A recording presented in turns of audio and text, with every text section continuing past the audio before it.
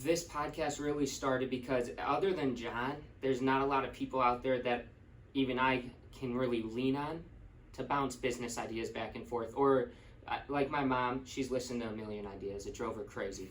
My wife, same thing, and she does the business with me. My brothers and sisters, they've heard it nonstop. But it's nice to have someone that's actually maybe not the exact same field, but has the same passion to go out and start something. You kind of can feed off that energy, or just it's like a mental break, because you can get a lot of those thoughts out, not just on paper, physically get them out and get a reaction from someone, but it's not just them listening. They're going to soak it up and feed off of it and give you some of their thoughts and ideas back, and you can kind of gauge if it's a good idea or if it's the right idea, or you're going down the right path, because they've had some of the same obstacles and struggles, because they're actually trying to do something as well. So it's not just talking to someone that's listening but can't really relate. If you can find someone that you can lean on and help push each other and hold each other accountable, it can take you pretty far. And that's something that Ronnie and I were actually talking about recently. Is I came across something on the internet. It was a good podcast talking about the importance of who you surround yourself with, and that message kind of encompassed how our relationship has come to be.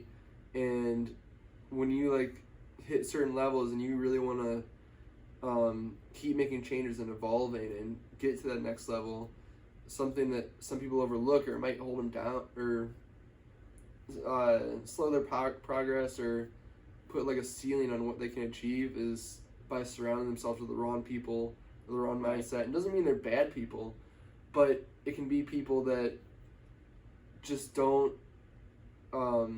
reflect that energy for you to take things to the next level. Or they might have a more conservative mindset, which is nothing wrong to surround yourself with people that have different ideas or different opinions, but it can become an issue when you have a dream that gets downplayed or rationalized. Even if they have a good point, sometimes you need to pursue that dream to fail and learn and have that experience, and that puts you in a position that it's unique, because you can grow off that, and nobody else has that experience and that failure and that lesson learned in the same fashion that you did. Right.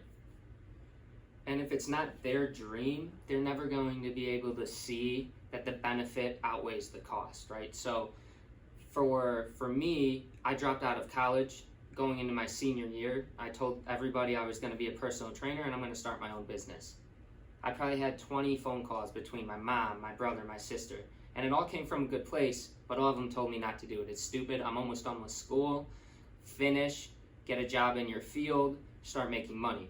But it didn't feel right. I knew my degree wasn't going to help me. I had a sports management degree. It wasn't what I wanted to do. It wasn't training athletes, and all the classes I had to take senior year weren't going to lead into, I wouldn't even have my personal training certificate. So that was a huge step, because I didn't talk to John back then. John, I don't even think you were really into nutrition or diet plans for yourself at that point. Right. It's I loved working out, but again, I hadn't really reached that point where I was digging into nutrition and all that.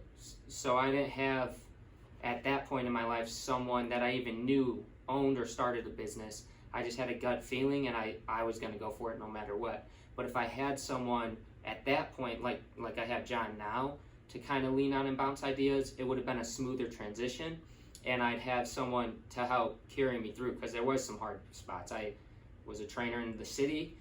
It didn't go well. I lost that job. First personal training job I had, I lost it. So if I would have had someone to kind of feed on, I think it would have helped me progress even further along the way.